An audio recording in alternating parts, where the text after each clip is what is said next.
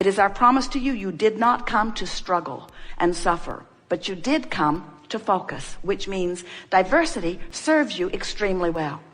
But the key is, once you know what you don't want, which helps you to clarify what you do want, give your undivided attention to that. And as you, all day, every day, are determined to get into this vortex,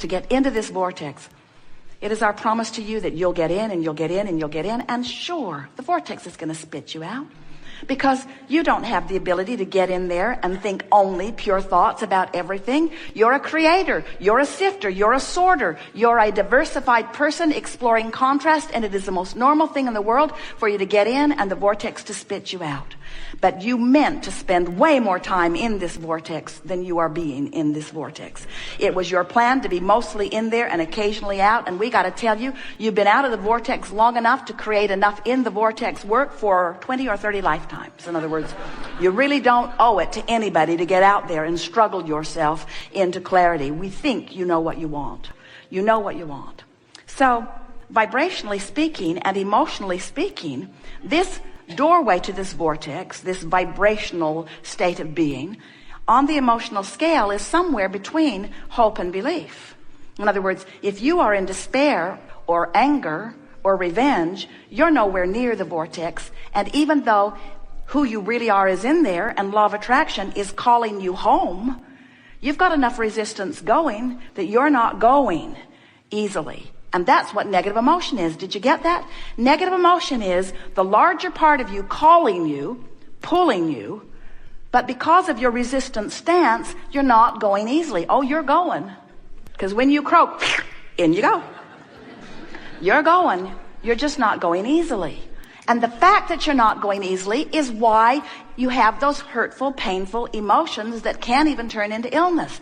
Resistance is only and always, only ever about, did we put enough in that to make you only ever, always, always ever, only, always, ever. Resistance is only, always, ever, eternally about, it's only ever about you having a vibration that doesn't match what's in there. So you hold yourself out with your own thoughts, which means nobody else, not the economy, not the government, not the other political party, not the other religious groups, not the opponent on the football field, nobody, not ever, is the reason that you are not having the success that you want. Because no one can keep you out of your vortex but you.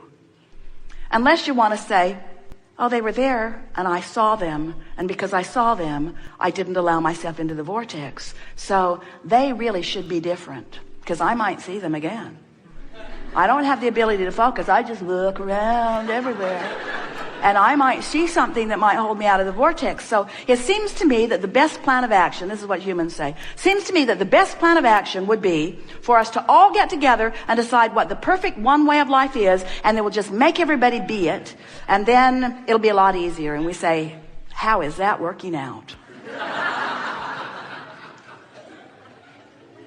There has to be some logic that lets you know that if you need even one other person to be different so that you can get in the vortex and be a match to what you're asking for, you're going about it in the wrong way, because you can't make them focus long enough. Do you have a teenager? You can't get them to hold you as their dominant intent. Isn't it, or wasn't it, maybe not for you, but many of you feel shocked that others would have the nerve to care about their life more than yours. I don't think that guy's giving me the best deal he could give me on this purchase. It's like he doesn't even care about me. And when you finally accept that every person on the planet is selfishly oriented, every person on the planet is making their way to their own vortex, and all you've got to do is find a thought that lets you in. Think about the alternative. So you get up in the morning and you really don't want to go to work, but that's the way you make your money for now. So you think, well, in a perfect world I'd fix that, so I wouldn't go to work. I just have my own money coming somehow. And in order to do that, I've got to have a really good idea. So I need to get on the internet and I need to explore all of the ideas and decide what's a really good idea for me. And then I'm really not prepared to do that. I don't have the equipment and I don't have the money to get the equipment, but I'll find some grant. I'll find some way. I'll find somebody that will give me the money so that I can get the equipment so that I can create my own business. And then I'll do as much as I can, but then I might need some employees. And they'll have to come to work. I'm having a hard time working this out because I'm doing this whole thing because I don't want to work. So they probably won't want to work either. So I'll get back on the internet and I'll find those who want to work. That's what I'll do. I'll find those who want to work, and I'll create a business that will be big enough that then they can come and they can work. And we say, or you could just get in the vortex. You could just get in the vortex. You could just find a way of finding a thought that doesn't feel uncomfortable and let the universe who has much better than a Google search engine, who has access to every vibration on the planet, who knows who everyone is, where everyone is, exactly what their vibration is, who will perfectly match you with everything that you have put into your vortex of creation, where law of attraction has already assembled all cooperative components. So the question that we want to put to you is, are you a cooperative component to your own desire? And the answer is usually not. The answer is, if you're feeling elation, yes, but if you're feeling frustration or overwhelmment, or if you're worried, then you are not a vibrational match.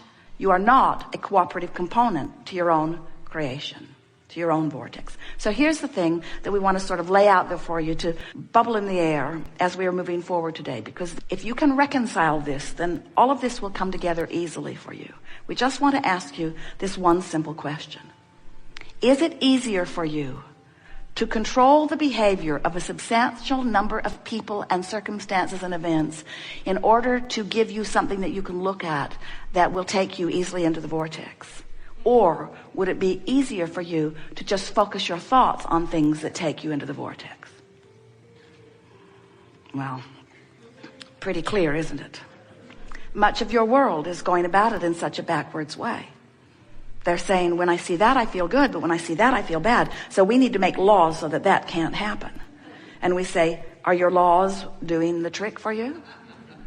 Or are you filling your gels to the brim and building more every day, because the very essence of every single person on the planet is absolute freedom? In other words, you all want it. The freedom you're looking for, hear it, is freedom from your own vibrational discord, which is self-inflicted every single time. And when you discover how to get in the vortex and maintain a certain amount of time in the vortex, you're going to discover freedom beyond anything that you have ever experienced before. And that's what we're rooting for. We're rooting for the alignment of you in your physical form with you in the vortex. So, what do you want to talk about? Some things. Going to have a very, very good day. You're knowing what you're wanting. You are enjoying the evolution of your desire. You are enjoying the contrast that makes your desire possible. Out of that variety, you are able to focus, aren't you? And focusing is what you do, yes? As creators, you are focusers. Focusers of what? Focusers of consciousness, which is to say focusers of energy, which is to say focusers of thought, vibration. Many different words speak to the same concept, but the important word is focus, because you have the ability to think and choose. You have the ability to choose what you think about. You have the ability to choose the direction of your thought. You have the ability, therefore, to choose your vibration. You have the ability, therefore, to choose your point of attraction. You have the ability, therefore, to choose in any moment to focus into alignment with all that you are, or away from alignment to all that you are. When we speak of all that you are, we're talking, of course, of who you really are. You're beautiful in your bodies, but the physical part of you is an extension of all that you really are.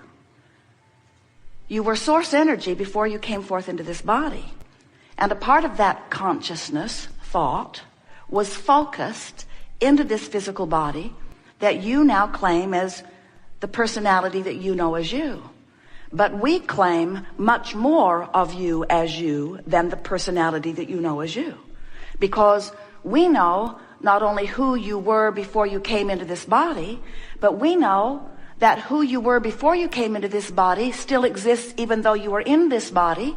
And further, we know that even though you are now in this body, exploring contrast and giving birth to new expansion, that non-physical part of you is what you were and all that you've asked for since. So this non-physical part of you is so much more than you know here in this physical body. But when you are in this physical body, you could be all of it. You have the ability to focus yourself fully into all that you were and are. Now, what we mean by that is, in this physical body, your life causes you to know what you don't want and therefore to know what you do want. It is really fun to watch you, every consciousness that you are, whether you are human or one-celled organism, you are always standing in your place with your experience around you, coming consciously to new preferences about what would be better. And as each preference is born from you, when someone's rude to you, you prefer that the world be nicer. When you are sick, you prefer that you be well. When you don't have enough of something that you want, you prefer that a way to find it appears. And so the preferences are constantly being born, and as these preferences or requests or hopes or dreams or questions, whatever you want to call it, as these questions come forth from you, the non-physical part of you literally becomes the equivalent of your furthest reaching request. So when we say you in your physical body have the ability to be all of that, what we really mean is you have the ability to choose thoughts that cause vibration, that allows connection to the furthest part of you. And that's what true blending is. That's what true enlightenment is. That's what being frisky is. When you are tuned in, tapped in, turned on to the fullness of who you are, that's when you are living as you intended to be. And anything less than that is off the mark. And that's why anything less than that produces within you guidance that shows you it's off the mark. That's what negative emotion is. Negative emotion means you, in your humanness, in your physicalness, are focused upon something that has a vibrational frequency that is preventing your full blending with who you really are. That negative emotion is your indicator you're off. And if it feels off, it's off. Off from what? Off from what others think? No. Off from what you thought before you were born? No. Off from what God or some other creator wants from you? No. Off from who you have become. Off from the fullness that you are. Off from your most expanded beingness. Off from the source energy that flowed into you and while in you became something more. In other words, what we're just saying to you, you got to keep up with you if you are to feel positive emotion, which means you're keeping up with you. When you feel frisky, you're aligned. When you feel love, you're in alignment. When you are appreciating, you're in alignment. In your joy, you're in alignment. In your hope, you're almost aligned, but not quite. In your belief, you're aligned. In your anger, not even close. In your despair, further still. In fact, the furthest that you can get is despair and depression, which is what powerlessness really feels like. Alignment feels like empowerment, full of the power and the energy that creates worlds, full of who you really are.